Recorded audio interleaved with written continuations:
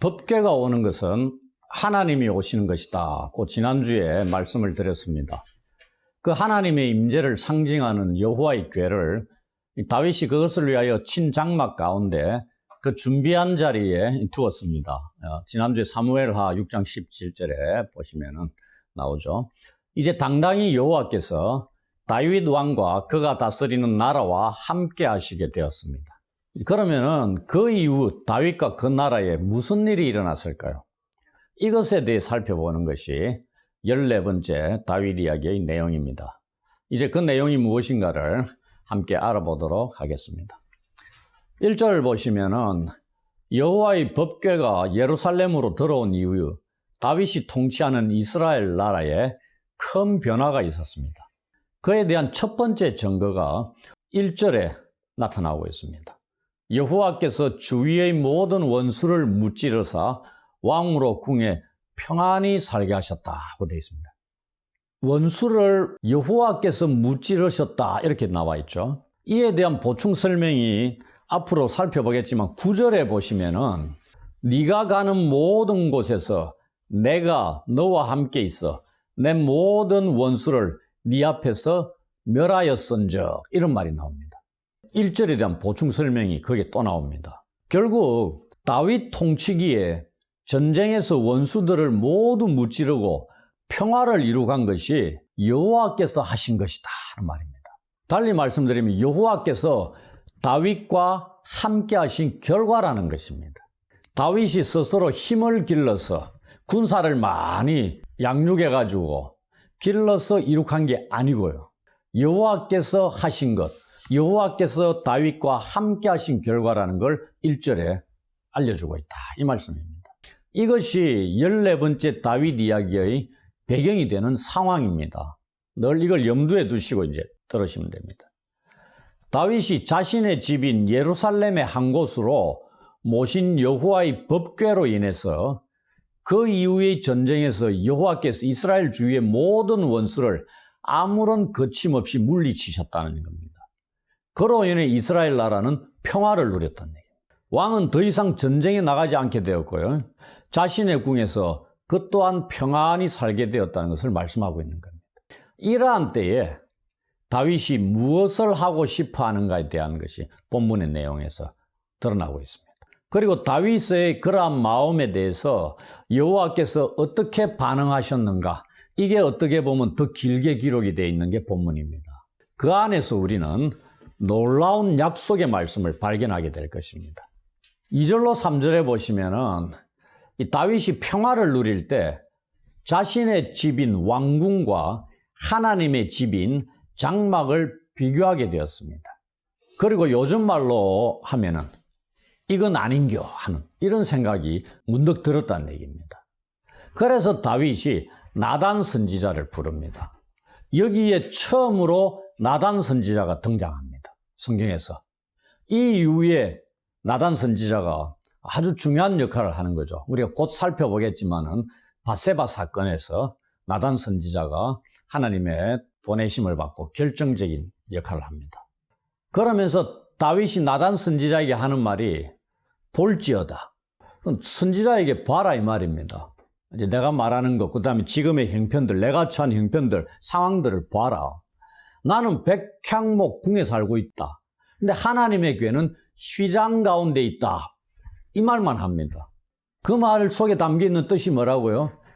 하나님의 집을 새롭게 멋지게 지어드리고 싶다는 뜻을 비추고 있는 겁니다. 단도직입적으로 얘기는 안 하고 있죠. 이 다윗 왕의 뜻을 깨달은 겁니다. 나단 선지자가. 그것을 선지자는 여호와께서 다윗 왕의 마음에 주신 생각으로 알았던 겁니다. 그럼 뭐라고 얘기하죠? 여호와께서 왕과 함께 계시니 마음에 있는 모든 것을 행하소서 이렇게 얘기합니다. 여호와께서 주셨으니 그대로 하라 이 말입니다. 하나님 기뻐하실 것이다. 여호와께서 왕의 뜻을, 그 마음을 허락하실 것이다. 이렇게 전하는 겁니다. 선지자가 보기에도 여호와의 뜻을 여쭙지 않죠. 얼마나 좋다고 생각했겠습니까? 그 둘 다 마음이 합한 겁니다. 하나님의 선지자가 생각하기에 다윗의 말이 옳게 보였던 겁니다. 이게 악한 겁니까? 아니잖아요. 여러분도 그렇게 생각하지 않습니까? 다윗의 마음이 얼마나 이쁩니까? 어리어리한 궁에 살면서 여호와의 집은 장막 텐트 안에 있다 이 말입니다. 말이 안 되는 거죠. 일반 신앙이 없는 자들하고 그러면 관계없는데 다윗이 그러니까요. 그렇다면은 하나님께서도 그렇게 생각하실 거냐? 중요한 거는 그거죠. 여호와께서 다윗에게 근사한 집을 기대하고 계실까요? 이 왕과 나단 선지자가 하나님의 뜻이 무엇인가를 아는 데는 그리 많은 시간이 걸리지 않았습니다. 이제 5절부터 17절에 이 다윗의 마음을 들으신 여호와께서 주시는 말씀입니다. 바로 그날 밤에 여호와께서 선지자 나단에게 나타나십니다. 날도 안 넘기신다 이 말입니다. 다윗의 생각에 대한 하나님의 뜻이 무엇인가에 대한 긴 말씀을 전해주십니다. 내용이 길기 때문에 좀 나누어서 말씀을 드리도록 하겠습니다. 이 5절부터 17절까지 이 내용 조금 길지만은 이 내용을 이제 우리가 또 이미 다 성경을 읽다 보면 읽은 부분이고 잘 아는 내용이고 엄청나게 중요한 메시지가 담겨 있는 부분입니다. 여기에 이 조금 긴 이 구절 속에서 나단 선지자를 통해서 여호와께서 다윗 왕에게 전한 메시지가 담겨 있잖아요. 여기에 어떤 간략하게 먼저 요약하고 말씀 지나가자면은 하나님이 지금까지 무엇을 해오셨느냐 다윗을 통해서, 그 다음 지금 다윗과 함께 무엇을 하고 계시느냐, 그 다음에 앞으로 다윗과 함께 무엇을 하실 것인가에 대한 이야기로 가득 차 있다 이 말씀입니다. 이 메시지에서 23개의 동사가 나옵니다. 동사가 나오면 반드시 뭐가 있어야 돼요? 주어가 있어야 되잖아요. 이 23개의 동사에 1인칭 주어로 등장하시는 분이 여호와 하나님이십니다. 그분이 모든 동사는 뭐죠? 움직임에 대한 거죠. 그 능동적인 활동을 주도하고 계시는 분이다 이 말입니다. 이 메시지, 이제 그걸 대해서 우리가 살펴볼 것입니다. 먼저 5절부터 7절에 먼저는 여호와를 위해 집을 지어드리고 싶다는 다윗의 생각에 대해 하나님께서 거절하십니다. 제가 늘 이 다윗 이야기하면서 사무엘 상하, 그 다음에 역대기 같이, 그 다음에 시편까지 이런 말씀을 드렸죠. 이 내용이 역대상 17장 3절로 4절에 나옵니다. 거기에는 어떻게 기록이 되어 있냐면, 그 밤에 하나님의 말씀이 나단에게 임하여 이르시되 가서 내 종 다윗에게 말하기를 여호와의 말씀이 너는 내가 거할 집을 건축하지 말라 이렇게 되어 있습니다. 이게 역대상 기록이고요. 우리가 읽은 본문이 사무엘 하 본문입니다. 제가 사무엘 상하가 성경 전체에서도 문학적으로도 아주 탁월한 문학적인 작품의 성격도 갖고 있다 이런 말씀을 드렸죠. 역대상에 방금 읽은 거하고 사무엘 하 우리가 읽은 거하고 느낌이 같습니까? 뉘앙스가. 역대상은 직설적입니다. 은유적이고 비유하고 이런 거 아닙니다. 근데 사무엘 하는 문학적인 표현이 아주 뛰어나게 기록이 되어 있습니다. 그래서 우리가 지금 사무엘 하를 지금 보고 있는데, 나아가 여호와께서 이스라엘 자손을 애굽에서 인도하여 내던 날부터 다윗의 날까지 이스라엘 그 어느 지파들에게도 단 한 번도 내 집을 건축해 달라고 말씀하신 적이 없다 이렇게 전합니다. 실제 있습니까? 한 번도 없습니다. 오히려 이동용 장막이나 성막에 거하셨어요. 그러면서 이스라엘 백성들과 늘 함께 해오셨습니다. 전쟁터에도 참여하셨고 광야 40년 동안 늘 진해 가운데서 동행을 하셨잖아요. 대신에 우리는 이 여호와께서 이 본문을 통해서 다윗의 마음만 받으셨음을 알 수 있습니다. 이것도 역대하 6장 7절에 다윗의 아들이 누구죠? 솔로몬 임금입니다. 그가 말을 하는 게 있습니다. 역대하 6장 7절로 8절에 보시면 내 아버지 다윗이 이스라엘의 하나님 여호와의 이름을 위하여 성전을 건축할 마음이 있었더니 여호와께서 내 아버지 다윗에게 이르시되 네가 내 이름을 위하여 성전을 건축할 마음이 있으니 이 마음이 내게 있는 것이 좋도다. 다윗의 이 마음을 어떻게 보셨다고요? 거절은 하셨는데 좋게 보셨다 이 말입니다. 좋게 보셨는데 거절하셨다는 얘기입니다. 여러분들 이럴 때 섭섭해 하시지 않습니까? 아무튼 여호와께서 거절하셨습니다. 그러나 마음만 받으셨다고 돼 있는데 그것 치고는 여호와께서 다윗에게 주신 선물이 너무나 엄청난 겁니다. 그 선물을 실질적으로 받는데 다윗이 무슨 일을 했죠? 아무것도 한 게 없습니다. 단지 여호와의 집을 지어드리겠다는 마음은 가지고 있었어요. 그러나 우리는 여기서 다윗이 생각만 하고 있었다. 표현만 내도 여호와께서 거절하실 것이니까 이렇게 생각하면 진짜 잘못된 겁니다. 여호와께서 만약에 허락하셨다면 다윗이 아이 큰일 났네 괜히 말씀드리가 이랬겠습니까? 아닙니다. 모든 정성을 다 쏟아부어 최고의 성전을 지어드렸을 겁니다. 지금까지 우리가 살펴본 다윗의 인물 됨됨이를 보셔서 그것 정도 충분히 짐작할 수 있지 않습니까? 그 다음에 얼마 전에 여호와의 궤를 예루살렘으로 모셔올 때 무슨 일을 했죠? 다윗이 춤을 추었습니다. 바지가 딱 벌렁거릴 정도로 너무 기뻐서. 그랬던 다윗이 말로만 립 서비스를 했겠습니까? 천만에요. 자기는 준비를 갖추고 해드리고 싶은 겁니다. 근데 여호와께서 거절을 하셨다 이 말이에요. 여러분들은 여기에서 하나님 마음을 읽을 수 있습니까? 하나님이 진심이 느껴지십니까? 우리 하나님이 얼마나 좋으신 분이신가 사실 보이십니까? 다윗의 마음을 거절하신 하나님이 여러분의 좋은 생각과 마음도 거절하실까 봐 부담스럽습니까? 하나님의 거절 이면에 담겨 있는 다윗을 위해 준비하신 하나님의 놀라운 선물이 보이지 않습니까? 그것은 바로 우리를 위해서도 그리하실 하나님이심을 알려주고 있다는 것 기억하셔야 됩니다. 하나님이 노 하셨다고 섭섭해하고 삐지고 이렇게 하면 안 된다는 얘기입니다. 이제 8절부터 11절에 여호와께서 나단 선지자에게 다음과 같은 세 가지 약속을 다윗에게 전하라고 말씀하십니다.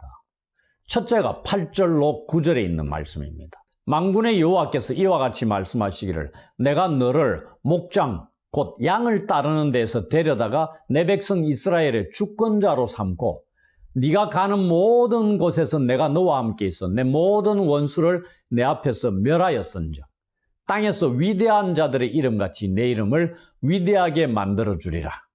이게 첫 번째 약속입니다. 먼저 하나님께서 왕의 자리에 오르기까지 다윗의 간략한 이력서를 언급하고 있다. 이렇게 보시면 됩니다. 이력서를 언급하시는데 다윗이 이름 없는 한 가정의 목동으로 자랐습니다. 어디에서요? 베들레헴에서. 그가 지금 이스라엘의 근사한 왕으로 있는 예루살렘까지는 10km 거리입니다. 우리가 가보셨잖아요. 베들레헴, 그 다음에 예루살렘. 그죠? 기억납니까?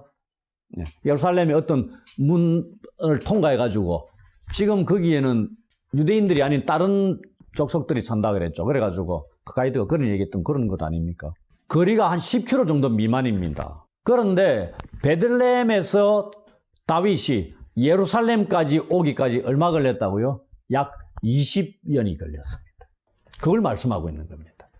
다윗이 한 집안의 목동에서 온 이스라엘의 주권자가 된 것은 오직 만군의 여호와에 의한 것이다 하는 것을 알려주고 있는 겁니다. 그리고 다윗의 이름을 위대하게 만들어주겠다는 약속을 하고 있죠. 이것의 증거가 뭐죠? 어떻게 다윗의 이름을 위대하게 만들어주겠다고 하시는 겁니까? 1절에서 우리가 이미 살펴보았습니다. 다윗 통치기에 수많은 전쟁에서 모든 원수들을 무찌르고 평화를 이루겠습니다. 그것은 누가 하셨다고요? 여호와께서 하셨다 되어 있습니다. 여호와께서 다윗과 함께 하신 그러한 결과라는 것을 말씀하고 있습니다.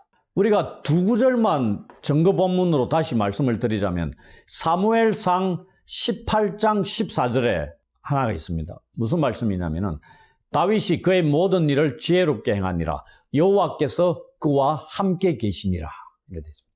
그 다음에 사무엘하 5장 10절도 제가 읽어드릴게요. 만군의 하나님 여호와께서 함께 계시니 다윗이 점점 강성하여 가니라.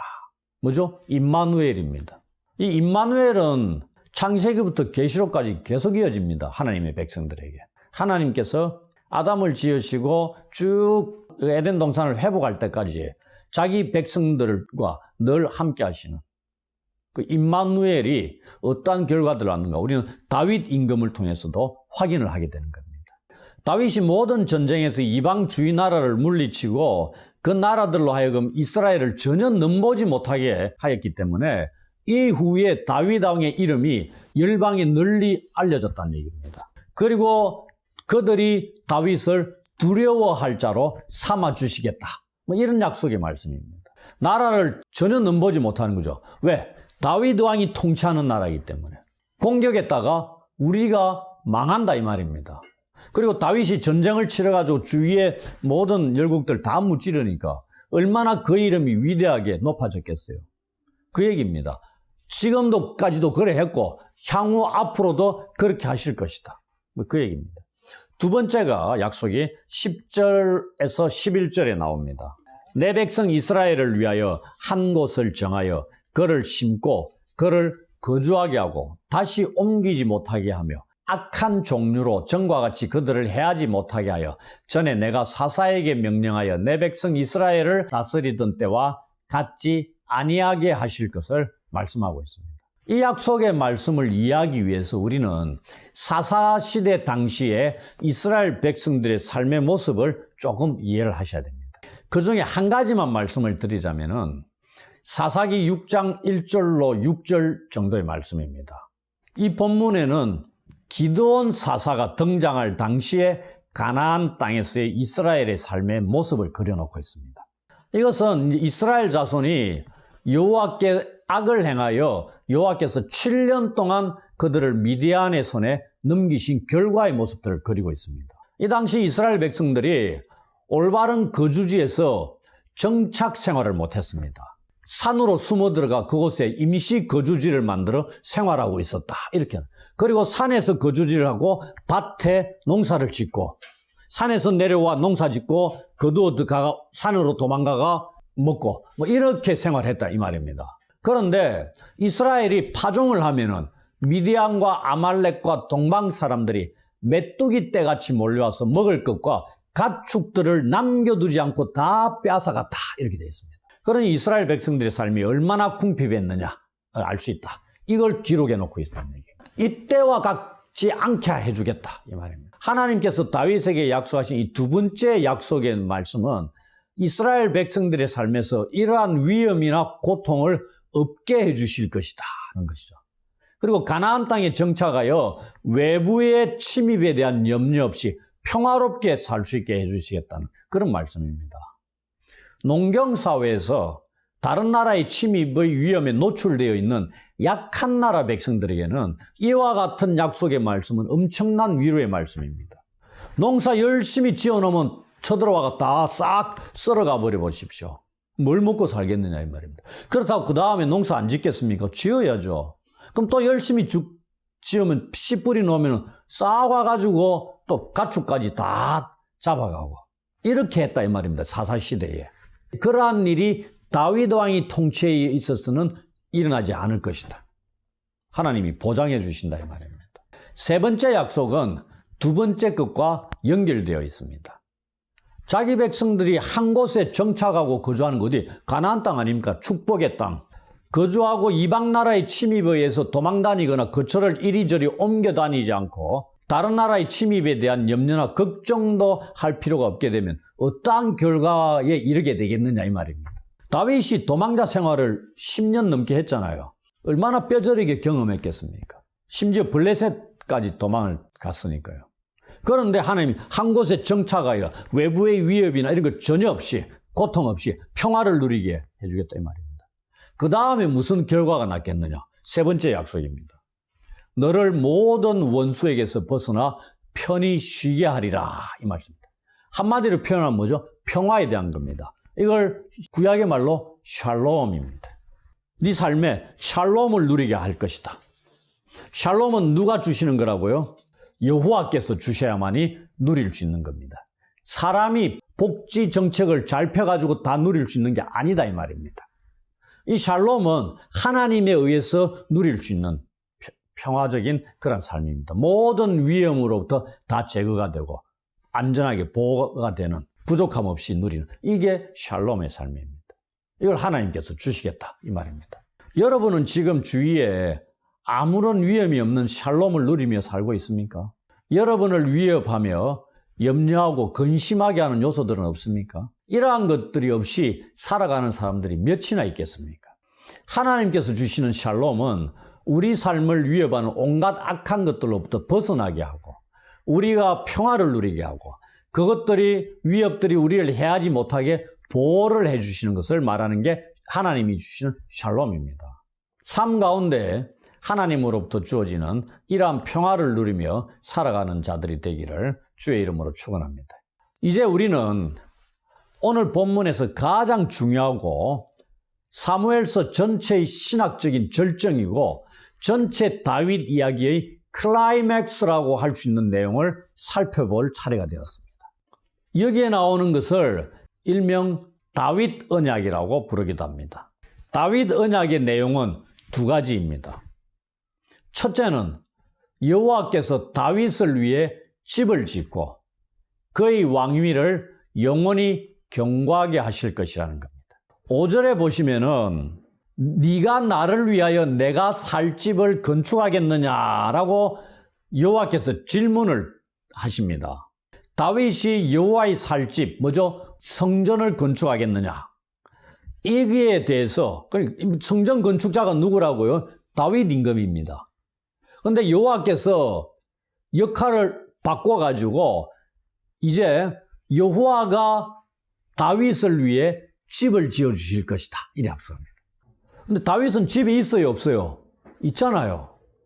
다윗의 집은 궁전입니다. 그런데 여호와께서 지어주실 것을 약속하신 집은 뭡니까? 왕조입니다. 그러면은 여호와께서 다윗을 위해 집을 지으시겠다는 것이 무엇을 의미하겠습니까? 고대 근동아시아에서는 주인이라는 얘기죠. 종주인 왕이 충성스러운 신하에게 땅이나 왕조를 선물로 주는 풍습이 있었답니다. 이것을 왕의 하사라고 부릅니다. 전문용어로. 이러한 풍습에 비추어 보면은 이것은 하늘의 종주이신 여호와께서 자신의 마음에 합한 다윗에게 영원한 왕조를 하사하신 것으로 볼 수 있다 이 말입니다. 그러한 왕조를 다윗에게 하사하시고 그를 잇는 다윗의 씨를 자손을 뒤에 두셔서 여호와의 이름을 위하여 그 자손을 통해서 여호와를 이름을 위하여 집을 건축하게 하실 것이다. 여호와의 일을 위하여 성전을 짓게 하실 것이다. 이런 약속을 주시는 겁니다. 그러면서 여호와께서는 그의 다윗의 나라를 견고하게 하며 그의 왕위를 영원히 견고하게 하실 것을 약속해 주시는 말씀이다. 이 말입니다. 여기서 말하고 있는 다윗의 씨 누구죠? 솔로몬입니다. 1차적으로. 솔로몬이 성전을 짓죠. 이게 이루어집니다. 곧. 그러나 여기서 멈추는 게 아니고요. 왜 이 사무엘하 7장 11절 뒷부분에서 17절까지가 사무엘서 전체의 신학적인 절정이고 다윗 이야기의 클라이맥스라고 말씀하고 있냐면 이 다윗 언약 때문입니다. 다윗 언약이 솔로몬을 위해서 주신 거냐? 그게 아니다 이 말입니다. 그 솔로몬의 이름이 뭐죠? 평화의 왕이죠. 그 평화의 왕 하면 누굽니까? 예수님이죠. 그겁니다. 이 다윗의 자손으로 오신 예수 그리스도를 통해서 다윗 언약이 성취되고 있다는 얘기입니다. 예수님께서 오셔가지고 사무엘하 7장 12절로 14절에 있는 하나님의 약속의 말씀을 성취하셨다 이 말입니다. 그리고 그분이 십자가에 죽으심으로 아버지의 뜻을 이루시고 그 다음 뭘 하시죠? 부활을 하시는 거죠.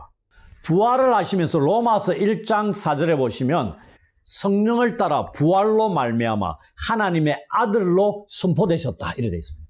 부활을 통해서. 그리고 다윗의 혈통에서 나셨다. 사도 바울이 그렇게 얘기합니다. 다윗의 자손으로 오셨다 이 말입니다. 그리고 부활을 통해 어떻게 높임을 받으셨다. 그리고 하늘로 오르셔서 하나님 보좌 우편에 앉아 계시는 메시아 왕이 되셨다 이렇게 얘기합니다. 그리고 그 하나님 보좌 우편에서 통치하시는 다윗의 후손으로 오신 메시아 왕의 나라가 어떻게 영원히 지속될 것이다 이 얘기입니다. 이 사무엘하 7장 12절, 14절에 있는 다윗 언약이 그렇게 성취가 된다는 얘기입니다. 그러니 다윗 왕위가 어떻게 영원히 계속된다 이 말입니다. 이 세상에서 가장 오래도록 지속된 왕조가 어디인지 아십니까? 저도 몰랐죠, 전혀. 찾아보지 않고서는. 우리 신라가 900년이 조금 993년입니까? 그 정도 유지가 됐습니다. 아주 상당히 오래됐는데 지금까지 왕조가 유지되고 있는 나라가 있습니다. 일본입니다. 그리고 우리는 왕조라는 거는 혈통이 이어져야 되는 거죠. 외부에 사람 영입해가지고 입양 데려와가지고 아들을 못 낳으니까 대를 이기 말고요. 계속적으로 있는데 일본에 지금 왕이 나루히토죠. 야마토 왕조인데 126대랍니다. 1750년간 지속되고 있다. 어마어마한 거죠. 여기는 혈통이 그대로 이어지고 있다. 아직까지 진행인데 그러나 이것도 길게 여기죠. 그런데 다윗 왕조는 어떻게? 영원히. 다윗이 지금 몇 년도 인물입니까? BC 1000년경 그 정도입니다. 지금으로부터 3000년 전에. 그러면 다윗 왕조가 메시아로 인해 지속되고 있잖아요. 3000년 동안 지속이 되고 있습니다. 근데 언제까지? 다시 오실 때까지. 그리고 하나님 나라에서 영원히 지속되는 거죠. 땅의 왕조와 비교될 게 아니다 이 말입니다. 이러한 복을 약속을 하셨다 이 말입니다. 놀라운 거 아닙니까? 왕은 제일 중요한 게 뭐예요? 혈통이 이어지가 왕조가 끊어지지 않고 유지되는 겁니다. 생각해보세요. 내가 왕이 됐는데 내가 죽고 나니까 내 나라가 망했어. 왜? 대를 이을 자가 없어가 일대로 끝나버려. 그게 무슨 나라입니까? 그죠? 의미 없는 겁니다. 그럼 무인도에 가가 지가 혼자 나라 세우고 그렇게 통치한 거는 뭐가 다릅니까? 자기가 죽으니까 나라 끝나버렸다 생각해 보십시오. 일대로. 근데 다윗 왕이가 그렇게 하나님이 약속하셨다. 무엇 때문에? 성전을 짓겠다는 그 마음을 들이므로 짓지는 못하고 대신 이 약속을 주셨다는 얘기입니다. 그렇다면은 여호와께서는 어떠한 방식으로 다윗에게 약속하신 영원한 왕조를 세우시겠다고 말씀하셨을까요? 이에 대한 답으로 주신 게 다윗 언약의 두 번째 내용입니다. 14절 앞부분을 보십시오. 나는 그에게 아버지가 되고 그는 내게 아들이 되리라. 이겁니다. 이러한 방식으로 여호와께서 다윗의 왕위를 영원히 견고하게 하신다는 겁니다. 이 표현이 무슨 표현이냐면은 양자 입양 공식입니다. 여호와께서 다윗의 나라를 영원한 왕조로 세우는 것은 다윗의 아들을 하나님의 아들로 입양하는 것을 통해 가능합니다. 하나님의 아들로 입양하니까 그 나라가 영원해질 수 있다 이 말이에요. 그러면은 하나님의 아들로 입양한다는 건 또 무엇을 의미합니까?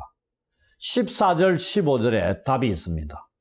다윗의 자손이 하나님의 아들로 입양된다는 것은 그 입양된 아들이 만약에 죄를 범하면은 사람의 매와 인생의 채찍으로 징계는 하시는데 사울에게서 하나님의 은총, 헤세드를 빼앗은 것처럼 빼앗지는 않을 것이라는 특권을 부여하는 것을 말합니다. 사울이 어떻게 됐죠? 망했습니다. 왜? 헤세드를 빼앗아갔기 때문에. 그런데 다윗의 아들에게는 사람의 매, 인생의 채찍으로 잘못할 때 징계는 하는데 버리지는 않는다 이 말입니다. 사울의 집에 일어난 일이 다윗의 집에서는 결코 일어나지 않을 것이라는 걸 알려주고 있는 겁니다. 지금 여호와께서는 다윗에게 엄청나게 놀라운 약속을 주고 계시는 겁니다. 비록 왕일지라도 범죄하면 여호와께서 사울을 버리셨잖아요. 그런데 다윗의 자손에게는 그렇게 하지 않으시겠다는 약속을 하고 있는 겁니다. 하나님의 권리의 일부분을 포기하는 것과 같은 약속의 말씀입니다. 왜? 죄를 지으면 징계를 하고 공의를 실천해야 되는데 사울에게는 그대로 했어요. 근데 다윗의 자손에게는 그렇게 하지 않을 것이다. 공의를 실천할 그 권리를 하나님께서 어찌 보면 포기하시겠다는 그런 선언을 하고 있는 겁니다. 하나님께서는 그만큼 다윗을 기뻐하셨다는 겁니다. 이처럼 여호와께서 다윗의 집을 영원히 견고하게 하실 것이라는 약속은 여호와께서 다윗과 그의 자손에게 영원히 함께 하시겠다는 말씀과 같은 의미를 나타내고 있습니다. 그래야 지속이 되죠. 하나님께서 다윗 왕을 위해 이스라엘 주위의 모든 원수를 물리치시고 평화를 누리게 하셨을 때 다윗은 하나님을 위해 집을 지어드릴 생각을 갖게 된 겁니다. 비록 하나님께서 허락하지 않으셔가 뜻을 이루지 못했습니다. 그렇지만 이로 인해 그에게는 놀라운 선물 같은 약속의 말씀이 주어졌다는 겁니다. 가까이는 다윗의 아들인 솔로몬에 의해서 그 약속이 성취가 됩니다. 여호와의 성전을 지어드렸기 때문에. 하지만 성경 전체를 보시면은 그 약속은 다윗의 자손으로 오실 예수 그리스도를 통해서 이루어질 것임을 우리는 알고 있습니다. 다윗은 하나님의 집을 지어드리고 싶었지만 그 마음을 받으신 여호와께서 오히려 다윗을 위해 집을 지어주신 겁니다. 그것이 영원히 지속될, 보존되고 견고하게 이어질 다윗 왕조를 말입니다. 우리 하나님이 이런 분입니다. 오늘 다윗 이야기를 통해서 우리는 무엇을 도전받을 수 있습니까? 지금 여러분의 삶을 한번 점검해 보십시오. 하나님께서는 지금까지 여러분을 위해서 무엇을 하셨습니까? 그리고 지금 여러분은 그런 하나님을 향해서 어떠한 마음을 갖고 계십니까? 하나님을 위해 무엇을 해드리고 싶은 마음을 갖고 계십니까? 다윗은 하나님의 마음에 합한 사람이다고 했습니다. 다윗의 생각과 마음을 하나님께서는 기뻐하신 겁니다. 그럼 우리는 어떠합니까? 하나님께서 보시기에 우리의 마음과 생각은 어떻겠습니까? 우리 또한 다윗처럼 하나님의 마음에 합한 사람이 되었으면 좋겠습니다. 그래서 우리가 가진 생각들을 하나님께서도 기뻐하셨으면 좋겠습니다. 하나님께서 이쁘게 보시는 마음들을 가졌으면 좋겠습니다. 그리고 하나님의 노에 담긴 깊은 의미들도 깨달을 수 있었으면 좋겠습니다. 다윗이 하나님으로부터 무슨 선물을 바라고 그렇게 했던 것이 전혀 아니었습니다. 우리 또한 무엇을 바라고 하는 것이 아니라 진심에서 우러나오는 생각이나 행동들로 하나님을 기쁘시게 해드리는 그러한 삶을 살아가게 되기를 주의 이름으로 축원합니다. 아멘.